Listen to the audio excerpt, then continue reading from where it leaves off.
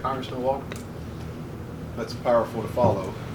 So many times we hear the term in our arena, those who serve as legislators, people over politics.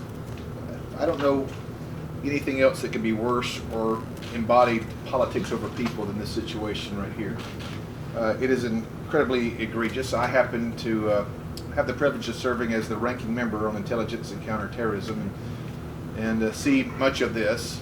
It's one of the reasons that we are doing our best to push across one of the bills called No Sanctuaries for Criminals Act, which basically, for these sanctuary cities who are breaking the law, I might add, we would pull their federal funding, all of it. I think that's a first start. Cates Law is another one that we're working on. Obviously, we're trying to get some traction and with the politics that is Washington, D.C. right now. I want to thank people like the sheriffs that are here today, Sheriff Seabolt and Simmons, Sheriff Page, Sheriff Thompson. Got to meet Sheriff Campbell today.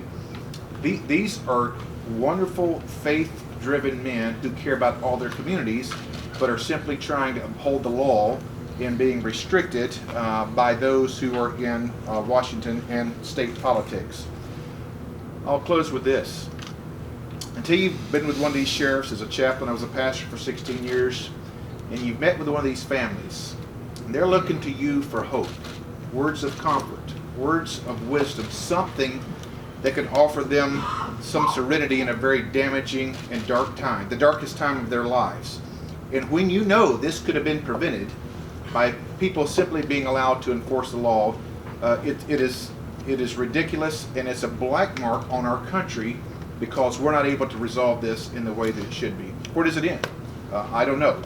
I will tell you this, from my perspective, it looks like that there are people, even officials in North Carolina, who would rather put politics over these communities simply for the purpose of trying to win an election, trying to appease certain crowds in our politics today. And I'm sad that that even includes 1,200 children who are victims of sex offenders. We need to stop it, we need to work together, and we need to continue to make this public. And I applaud those who are here today that are willing to travel, to spend resources, tell the world, tell this country your story. I applaud you. Please continue to do it, and we'll do everything we can to support you. Congressman Bishop. Thank you, Mr. Speaker. And